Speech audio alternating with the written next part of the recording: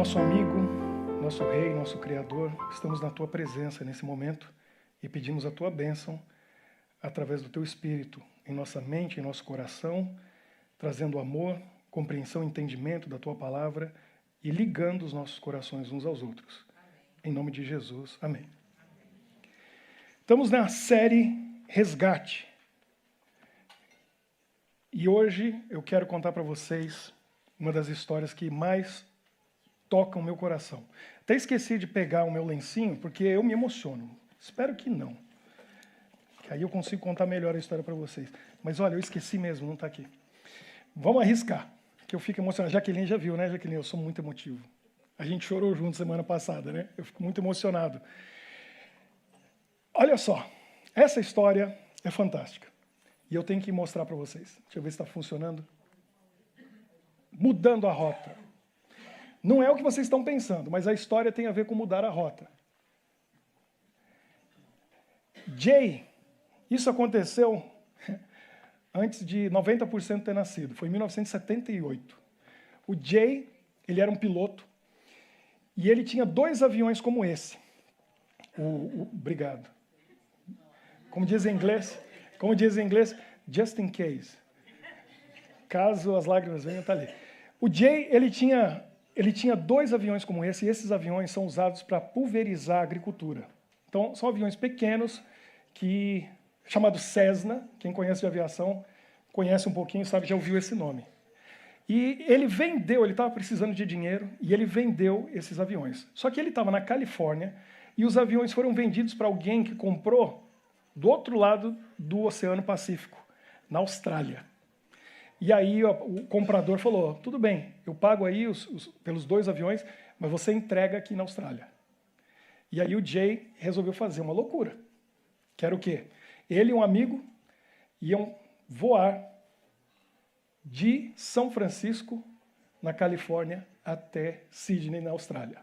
Se tudo der certo, beleza, né? Se acontece algum problema, 12 mil quilômetros. Ali do lado, né? 12 mil quilômetros, mais longe do que aqui na sua casa do Brasil, né? 12 mil. Você sabe quanto tem a circunferência da Terra? Já contaram para você?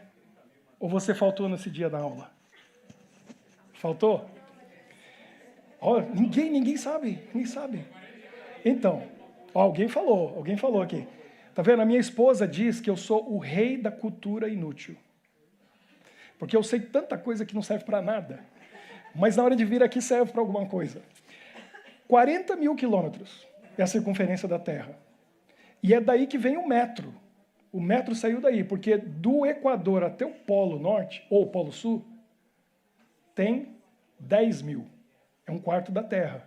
Uma volta inteira do Equador, passando pelo Polo até o outro lado do Equador, 20 mil. A volta, 40 mil. Claro que vai variar um pouquinho, né? Porque a gente sabe que a Terra não é uma circunferência perfeita. E é daí que foi dividindo, e a gente chega no metro. 12 mil quilômetros. A rota não era em linha reta, e ele tinha que fazer várias paradas. Principalmente porque o aviãozinho, o Cessna, ele tem autonomia de 2 horas. Aí eles tiveram que adaptar. Encher os tanques que eram para colocar a pulverização, né? A química da pulverização, encheram de combustível, porque em alguns percursos eles teriam que voar 14 horas, sem ter onde pousar. E aí você imagina que a velocidade do aviãozinho daquele também não é muito grande, não é um avião de cruzeiro. Então eles saíram dali, iam passar. Alguém sabe que ilhas são aquelas no Pacífico, saindo dos Estados Unidos? Como que é? Quem falou? Havaí, isso aí. Pousavam no Havaí, aí vinham. Essa é a parte do globo terrestre que você pode ver, né? É azul, porque só tem água, é o Oceano Pacífico. E tudo estava dando certo na viagem, tranquilo, até que eles chegaram lá no meio do Pacífico, pousaram lá na ilha de Fiji, e quando eles saíram de Fiji, eles estavam indo para uma ilhazinha chamada Norfolk, que fica ao norte da Nova Zelândia, indo para a Austrália. Na hora que o amigo do Jay, eu não me lembro o nome, decolou, ele teve um problema logo na decolagem e caiu no mar. E o Jay estava vindo atrás, ele viu, ele retornou, pousou e ajudou no salvamento do amigo, e tiraram ele da água. Mas aí o avião se perdeu ali, ia ter que ser reparado e tal, e eles falaram, ele falou, eu não vou sozinho. Porque um apoiaria o outro, se um caísse, o outro pelo menos podia buscar socorro. Ele falou, eu vou sozinho. Ele falou, não, se você não for, o prejuízo é total. A gente já perdeu um avião, então pelo menos um a gente tem que entregar. Jay, você vai, sozinho. Também não está tão longe, né? Bom, não é tão longe assim. De Fiji até Auckland, que é a maior cidade da Nova Zelândia lá embaixo, tem mais de 2.000 quilômetros. E um aviãozinho Cessna, que é bem pequeno, é a mesma coisa que nada, né? Num oceano desse. E o Jay foi. Como que eles faziam? Para se orientar naquela época, não existia GPS. Hoje todo mundo tem um GPS na mão. Né? Onde vai, está sendo rastreado. Todo mundo sabe. Porque GPS é uma coisa mais comum. Todo carro tem, é uma coisa simples. A aviação tem, mas naquela época, para poder fazer a navegação, era através de rádio, alguns aparelhos. Os aviões tinham até umas janelinhas em cima, assim, que os pilotos à noite observavam com o sextante as estrelas para se orientar. Olha que coisa maluca. E não estamos falando de 100 anos atrás, estamos falando aqui pouco tempo atrás, isso era 78. A única coisa que eles tinham era um rádio ADF. Porque com aquele rádio, ele conseguia saber a direção que ele tinha aqui. Quem é mais antigo como eu, vai se lembrar das rádios AM que anunciavam o prefixo. O Maurício deve se lembrar. Né? Não estou chamando de velho, não. Mas a falta de cabelo denuncia. Né? Mas lembra que a rádio falava assim, ó, por exemplo, ZYD 845 AM. Sabe por que eles falavam isso? As rádios falavam isso? Para os aviões se orientarem. Porque os aviões com rádio ADF sintonizavam naquela rádio e aí tinha um ponteirinho no aparelho do ADF que indicava a direção daquela rádio. E aí ele ia para aquela cidade. Era assim que funcionava, olha que coisa maluca. Então o Jay tinha um rádio que eles com fita assim, como que chama essas fitas? Fita crepe, fita isolante, grudou no painel um rádio ADF, sintonizava nas rádios, porque ele é de longo alcance, e aí ele ia seguindo. Quando ele saiu lá de Fiji, ele sintonizou numa rádio de Norfolk e foi embora. E era longe, ele ia ter que voar muitas horas para chegar lá ainda, e o ponteirinho estava indicando, e ele está indo aqui. De repente, o ponteirinho começou a fazer assim, ó. Aí ele falou, peraí, ou eu passei da ilha, o que aconteceu? Não, primeiro ele percebeu que já devia ter chegado pelo tempo de voo. E aí ele pensou, deve ter muito vento frontal e eu não estou entendendo, eu calculei mal, então eu já devia ter chegado, não cheguei. Ele continuou indo, seguindo o sinal, e aí começou a girar, até que ele tentou procurar outras rádios, e ele viu que o ADF dele estava quebrado. Nessa hora, acabou. O que ele ia fazer? Não tinha nenhum jeito de descobrir onde ele estava, em que direção ir. Porque a única coisa que ele tinha, o único aparelho que ele tinha para mostrar a direção era aquele. Estou perdido no meio do Pacífico. Ninguém sabe onde eu estou, eu não sei para onde ir. E agora? Bom, aí ele tinha um rádio HF, que é de longo alcance, e ele conseguiu comunicar e dizer que ele estava perdido. E nessa hora começa um milagre. Porque, bom, isso é para você ter uma ideia como que é o painel do Cessna. Não tem quase nada. Claro, é um aviãozinho simples, só para pulverizar a lavoura. E lá em cima ele colocou ali com fita crepe o rádio. E aí ele comunicou que ele estava perdido no meio do Pacífico.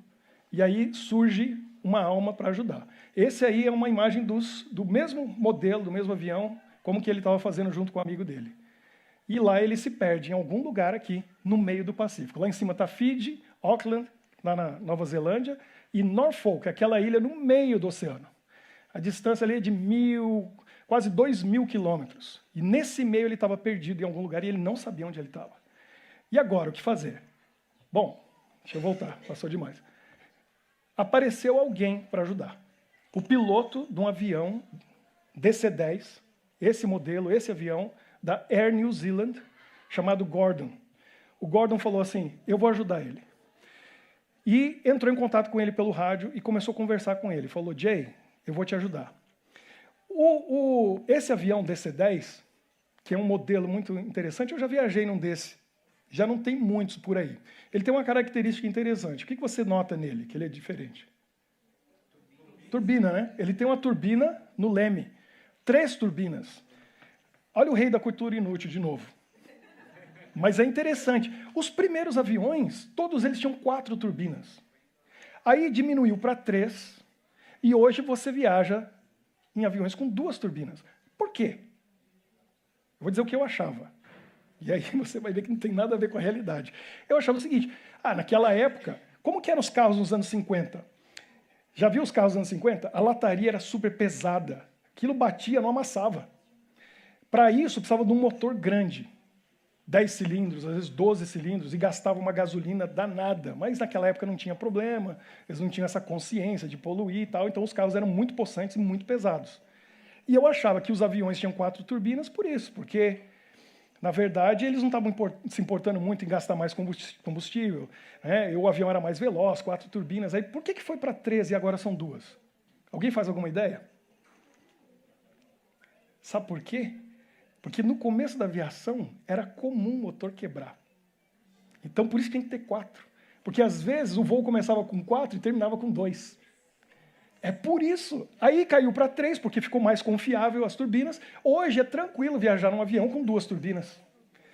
E mesmo que uma falhe, se falhar uma turbina, você pode ficar tranquilo, seu avião vai chegar. Porque ele vai tranquilo com uma só. A tecnologia melhorou bastante. Então, o motivo é esse. E o DC-10 tinha 3.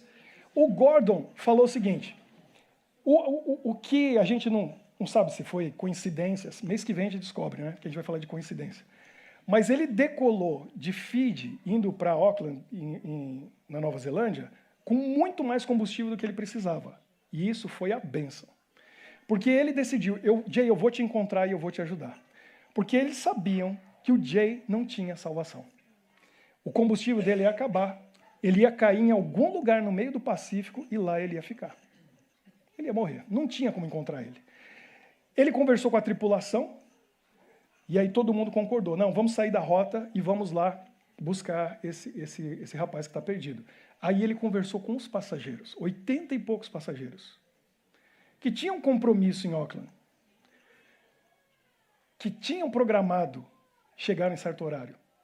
E aí ele pediu permissão para eles. Vocês concordam da gente chegar atrasado, mas a gente sair aqui pelo Pacífico procurando esse homem, porque se a gente não for atrás dele, ele já está morto. Nós somos a única esperança dele. E todo mundo concordou. E todo mundo foi para a janela e ficaram olhando.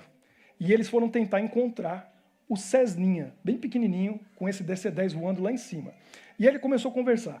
O que ele fez, o que o Gordon fez, e um passageiro, deixa eu ver o nome dele aqui para dizer para vocês, chamado Malcolm Forsythe.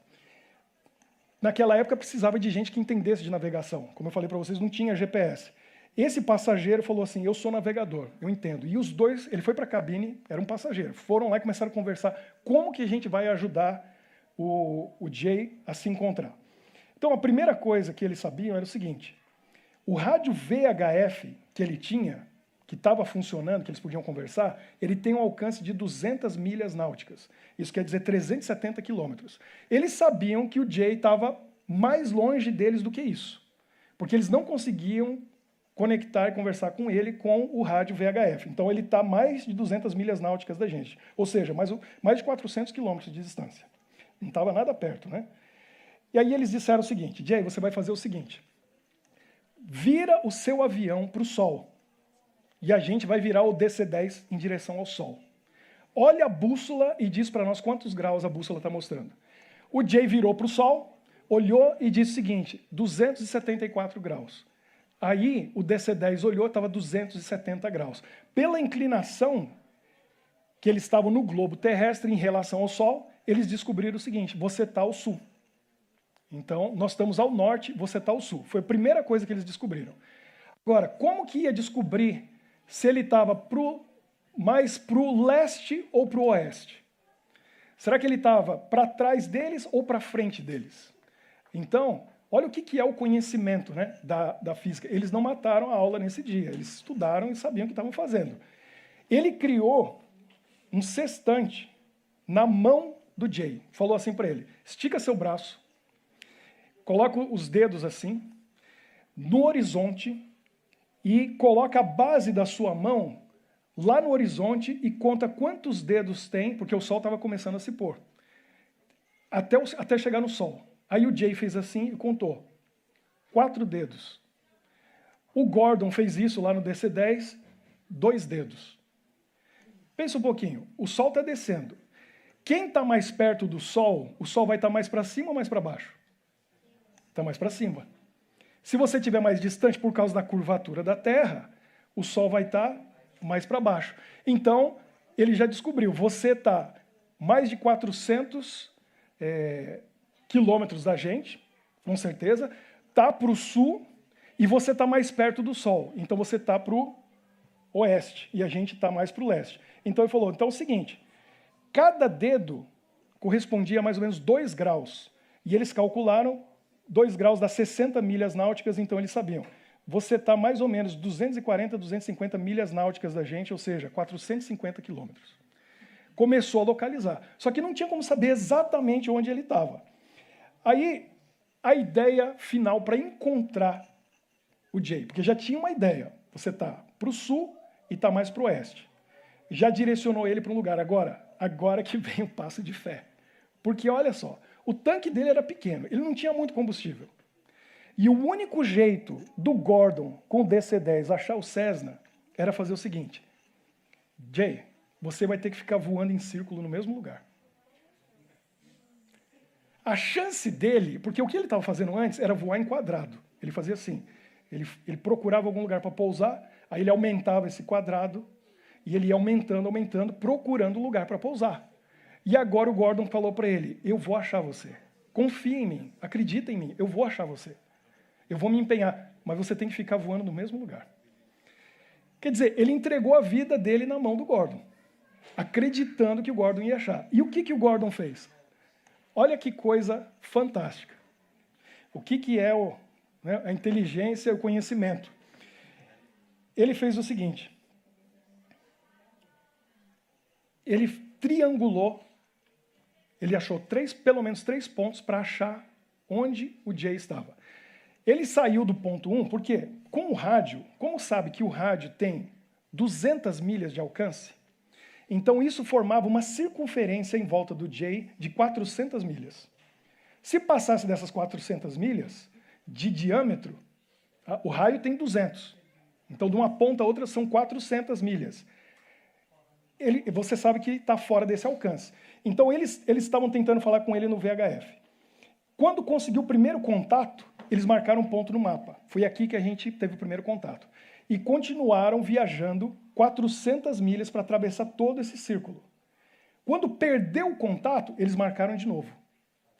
Aí ele virou, achou 2 pontos. Desceu mais 400 milhas, voltou e atravessou esse círculo de novo. Ele marcou o ponto 3 até chegar ao ponto 4. Com esses 4 pontos, quando cortava o sinal do rádio, quando voltava, ele marcou no mapa e ele achou o centro. Quem estava no centro? O Jay estava lá, assim, ó, voando no mesmo lugar. Sabe quanto tempo demorou para fazer isso? Com aquele avião enorme? 3 horas. 3 horas só viajando para lá, para cá, para cá, para cá, para poder localizar. E aí finalmente acharam. Falaram, Jay, a gente sabe onde você está. Agora é o seguinte, como a gente sabe a sua localização, então você vai virar para nordeste ou noroeste e você vai estar indo em direção a Norfolk. Agora a gente já sabe onde sua localização, você vira nessa direção que você vai achar. O sol estava começando a se pôr. Se escurecesse completamente, e aí? Não ia ver nada. Então falou, vai olhando aí para frente que você vai encontrar luzes. Você vai ver luzes. Mas o que ajudou ele a achar a direção e a rota foi o seguinte, porque eles tinham que saber a coordenada dele, então eles falaram o seguinte, lá em Norfolk, no aeroporto, eles subiram numa torre e o Gordon orientou, vamos sincronizar os relógios. Você sincroniza o relógio de vocês e o Jay sincroniza. Agora vocês vão olhar o sol. Quando o sol encostar no horizonte, a gente vai ver o horário em Norfolk. E eles falaram, 19 horas. Era a hora do pôr do sol, exato, lá em Norfolk. E o Jay deu 19h22. 22 minutos depois, o sol encostou no horizonte para o Jay. Com esses 22 minutos, eles conseguiram calcular quantos graus, porque cada 4 minutos é 1 grau. E viram que ele estava 5,6 graus de diferença de Norfolk. Com essa informação, eles sabiam exatamente a posição que ele tinha que virar. e lá ele foi, só que estava escurecendo. E aí ele começou a ir em direção ao Norfolk e ele viu algumas luzes na frente e ficou todo feliz. Falou, tá chegando a ilha. Quando foi ver, não, era um navio cargueiro. E aí deu aquele frio, né, na barriga. Tô longe. Sabe quanto tempo ele já estava voando? 18 horas. Já estava quase chegando a 20 horas. Imagina o cansaço, o sono. É um avião para agricultura, não é confortável. Ele estava exausto. Chegou um momento que ele pensou em desistir. E ele falou pelo rádio, eu vou pousar aqui e me procure e me encontre. E o Gordon falou, não faça isso. Porque ele sabia, se ele pousasse no mar, não tinha jeito. Ele ia morrer ali. Ele ia ficar ali. E animou, e ele continua, que você vai achar. E ele continuou. Antes um pouco do sol se pôr, todo mundo olhando pela janela, os passageiros, procurando o aviãozinho Cessna lá embaixo. E aí ele falou o seguinte, vamos ver se está criando contrail. É aquela linha branca que forma atrás do avião. Porque aí o Jay olha para cima e ele vê a gente passando e ele segue a gente. O problema é que aquela parte do mundo, naquela época do ano, é muito quente. Então não estava formando. Aí vem o máximo do altruísmo. Porque o Gordon falou o seguinte, como a gente tem bastante combustível, a gente vai soltar combustível e vai formar uma faixa atrás do avião e aí quem sabe ele vai ver. Imagina tudo o que eles estavam fazendo para salvar uma pessoa. E fizeram isso, o Jay não viu. E finalmente eles tiveram a ideia, conseguiram falar com o cargueiro passou a localização e com as coordenadas daquele navio cargueiro, o Gordon voou para lá. E aí, finalmente, foi aquela festa no avião, quando eles viram o pequeno Cessna lá embaixo. E aí colocaram ele na direção certa do aeroporto e o avião grande, o DC-10, veio voando atrás, acompanhando ele. Até que ele conseguiu chegar em Norfolk e pousou. O Gordon checou no avião dele se ele tinha ainda combustível suficiente. Ele virou para Auckland e foi para Nova Zelândia. Quando o Gordon pousou, o Jay pousou o Cessna, ele tinha exatamente voado 23 horas e 5 minutos. Sentado ali, quase 24 horas. Literalmente não tinha mais combustível no tanque, só estava o vapor. Se ele voasse mais 5 minutos, o avião ia cair, porque não tinha mais combustível. Ele chegou no limite e pousou. Os passageiros daquele voo, da Air New Zealand, chegaram, aqui estão as mediatrizes que ele encontrou, chegaram lá em Auckland com 4 horas de atraso. Ninguém reclamou, ninguém achou ruim. Eles chegaram com um senso de missão cumprida, felizes, realizados, apesar de 4 horas de atraso, porque eles tinham salvado uma vida. O Gordon recebeu um prêmio da McDonnell Douglas, que é a fabricante do DC-10. É a condecoração mais alta que existe na aviação. Por toda a inteligência, a capacidade de pensar em todos aqueles detalhes, ter gastado tempo, ter feito de tudo para salvar a vida daquele homem. E ele conseguiu, ele fez. Essa história me ensinou muitas lições. Faz a gente pensar. Eu penso na confiança que o Jay teve que ter no Gordon, que ele não conhecia, não sabia quem era, mas sabia que era alguém que estava interessado na salvação dele. E ele teve que entregar a vida dele na mão daquele desconhecido. Daquela pessoa invisível, que a única coisa que ele conhecia era a voz. Só ouviu a voz no rádio, dando as orientações para ele. Parece um pouco com a gente, meio perdido nesse mundo de pecado, que a gente está aí sem rumo, e tem uma voz que fala com a gente aqui dentro, não tem? E a gente tem que confiar nessa voz. Essa voz da consciência, a voz do Espírito Santo nos guiando. Mas o que mais me impressiona são aquelas pessoas que todo mundo que estava ali tinha um horário para chegar, tinha se planejado, tinha se programado. Eles tinham um objetivo, tinham um plano. Talvez alguns tinham compromissos. Alguns tinham coisas ali importantes, reuniões, coisas inadiáveis. Gente que ia encontrar a família, quem sabe depois de muito tempo. Mas todo mundo abriu mão do seu projeto pessoal, do seu plano pessoal, daquilo que tinha programado e mudaram a rota, porque tinha alguém precisando na beira do caminho. Eu fico pensando que Jesus fez isso. Jesus mudou a rota dele e veio aqui porque ele sabia que a gente precisava. Jesus falou em Lucas 15, 4, Qual dentre vós é o homem que, possuindo 100 ovelhas e perdendo uma delas, não deixa no deserto as 99 e vai em busca da que se perdeu, até encontrá-la? Jesus lá no trono do universo, levando a vida dele, reinando o universo. Quantas galáxias, quantos mundos, o que Deus criou por lá? A gente não sabe. Mas com certeza esse universo não está vazio. Não criou só esse planetinha com a gente aqui. Mas esse texto, às vezes a gente fica pensando aqui no contexto da Terra. Pense no contexto de Jesus que falou essas palavras. Ele perdeu essa ovelhinha, chamada planeta Terra. E ele deixou as 99 lá seguras e veio aqui atrás dessa ovelhinha perdida. E ele veio disposto a tudo, até dar a sua vida e morrer para salvar essa ovelhinha perdida que somos nós. Ele mudou a rota, o plano dele para vir buscar a gente. Tem uma história na Bíblia que muita gente acha que é uma parábola. Mas é uma história real. E Jesus contou no momento que ela tinha acabado de acontecer. Porque na roda que estava em volta dele, ouvindo aquela história, fizeram uma pergunta para ele e ele foi responder a pergunta. Ele olhou e ali tinha um sacerdote que tinha acabado de chegar em Jerusalém, ou melhor, chegado em Jericó, vindo de Jerusalém, onde Jesus estava. E ali naquela roda também tinha um levita, que tinha passado na mesma estrada. E você vai encontrar num livro chamado O Desejado de Todas as Nações. E Jesus conta essa história. Que história é essa?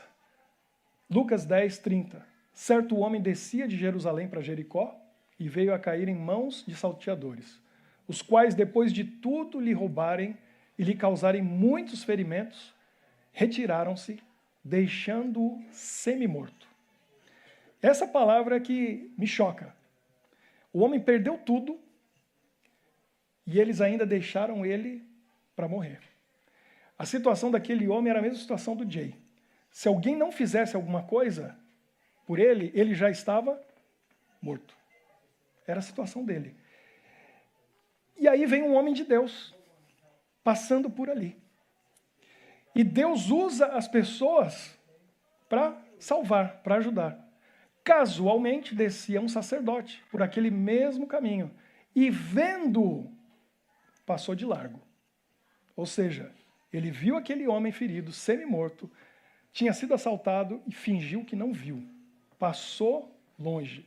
Jesus continua. Semelhantemente, um levita descia por aquele lugar e vendo, também passou de largo. Dois homens que nós esperaríamos que fizessem tudo por aquele homem. Porque fazia parte da vida deles. Ajudar as pessoas, servir. Era o pastor da igreja. Era o ancião da igreja. E eles passaram e fingiram que não viram. Agora, o detalhe que está ali é o seguinte: vendo-o. Os dois viram. Se você não sabe, não é responsabilidade sua. Mas no momento que você vê e sabe, passa a ser sua responsabilidade. Existe o crime de ação, mas também existe um crime chamado crime de omissão, que é tão crime quanto. Alguém está morrendo e eu não faço nada para ajudar aquela pessoa, eu não salvo a vida da pessoa quando eu tenho chance de salvar, eu sou culpado da morte dela do mesmo jeito. E isso é sério. Eu estava vendo recentemente uma história incrível que aconteceu nos Estados Unidos, na Califórnia, de um menino de 8 anos de idade, que foi abusado, foi torturado e finalmente morreu na mãe da mãe e do namorado. Eles foram julgados e a sentença foi pena de morte. Coisa que nunca tinha acontecido num caso de abuso infantil. Mas sabe quem foi também a júri? 4 assistentes sociais. E alguns policiais também foram questionados. Sabe por quê?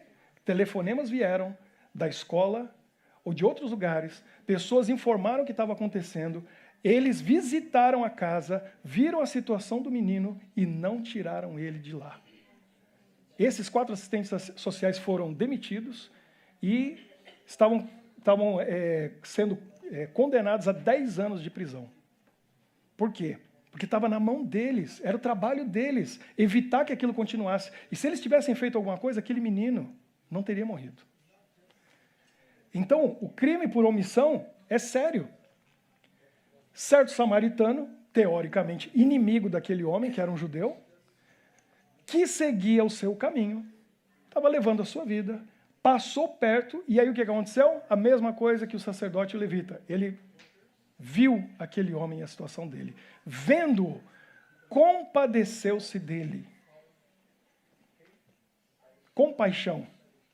Você tem esse dom do Espírito? Compaixão.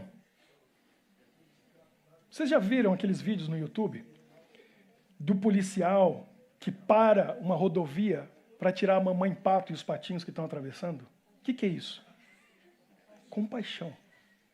Eu não sei quem que é aquele policial. Aquele homem tem compaixão.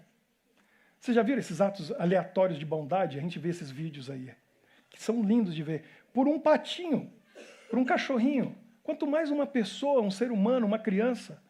Tem gente que tem e tem gente que não tem. Quem conhece Jesus, de verdade, vai ter compaixão. E aquele samaritano tinha o amor de Deus no coração, porque ele teve compaixão. Aí o que ele faz? E chegando-se, pensou-lhes os ferimentos, aplicando-lhe óleo e vinho, e colocando sobre o seu próprio animal, levou-o para uma hospedaria e tratou dele. Ele não terceirizou, que é fácil, né? Chama a ambulância que leva. Liga para o pastor, ele resolve. Vou chamar quem entende. Ele não terceirizou, ele foi a pé, colocou no animal dele, cuidou, já tinha cuidado do homem, levou na hospedagem e ficou lá fazendo o quê?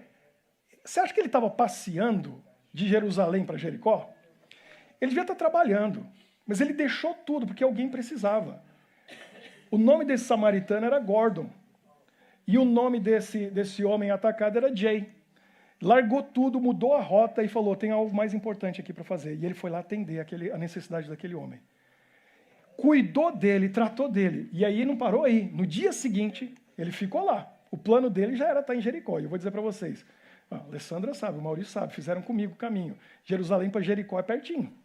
Até a cavalo. Não é? Bem pertinho. O que acontece? Ele passou a noite lá cuidando dele. No dia seguinte, tirou 2 denários. Entregou ao hospedeiro. Quanto que é um denário? É o salário do trabalho de um dia. Aí eu fiz um cálculo para saber quanto que ele deu na realidade nossa de hoje. Eu peguei o salário médio da Bélgica e dividi pelos dias do mês, que são dias de trabalho, e cheguei ao valor 327 euros. Na realidade nossa de hoje, no salário médio da Bélgica, no dia seguinte ele deu 2 denários. Ele deu 327 euros e falou, está aqui. Mas não é só isso. E os entregou ao hospedeiro, dizendo, cuida deste homem. Eu estou pagando para você cuidar dele. E se alguma coisa gastares a mais desses 327 euros, eu te indenizarei quando voltar. Você não vai ficar com prejuízo. Eu assumi. Eu banco. Eu quero ver esse homem restaurado.